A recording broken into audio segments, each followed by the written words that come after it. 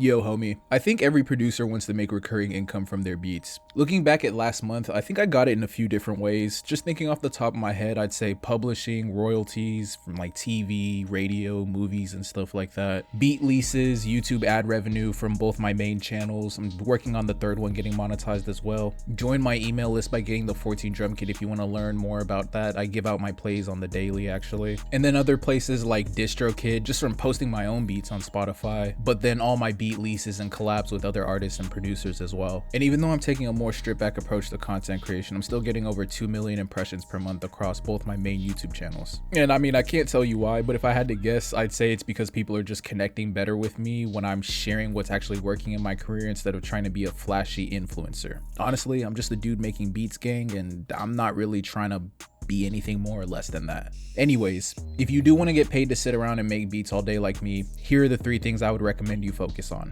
Number 1, create monetization channels. Things like YouTube, DSPs, and sync libraries.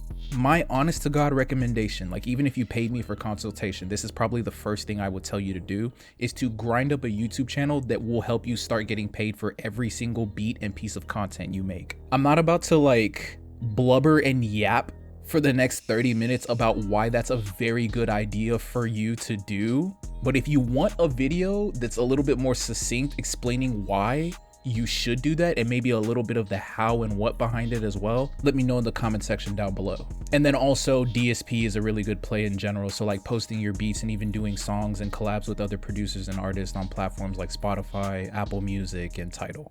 Step number 2, you've got to make beats consistently. A lot of producers forget that most of this is based on creating a sound that people will gravitate towards.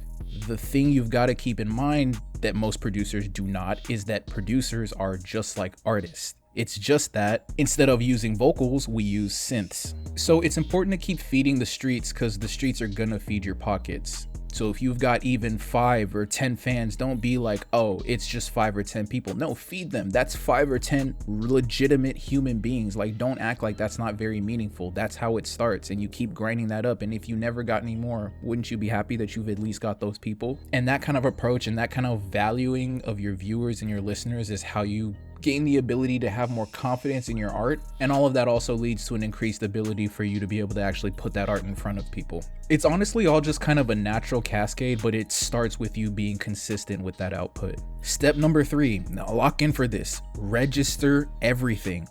Because if you do all this work but you don't register any of it, it literally didn't matter because you won't get paid, other than maybe the ad revenue channels, you know, stuff like YouTube and Spotify, which just pay out automatically based on how much you're posting and what you've already got in your catalog on those platforms. But even so, if you don't register those things, the albums you make and the songs you do with artists, onto a PRO and in things like Sound Exchange and Song Trust, then it's very likely you're missing out on mechanical royalties and other types of publishing payouts. So my recommendation there would be to set up a PRO, ASCAP or BMI, either or. I don't have a recommendation as to which. I use ASCAP. They both have free accounts. I would recommend getting the paid account at some point.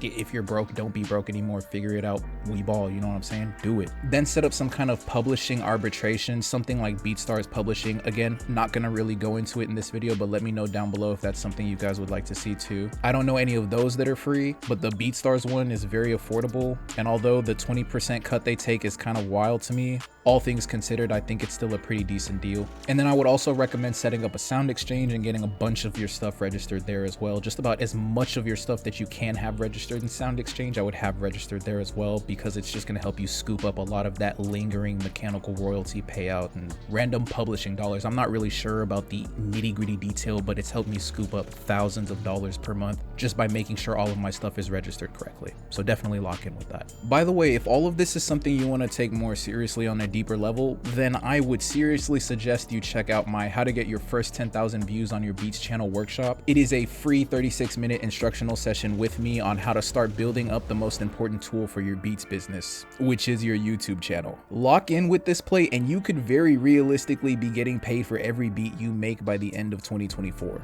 Imagine it, visualize it, because it could 100% be yours. Like, comment, and subscribe. I love you so much. I'll see you in the next one.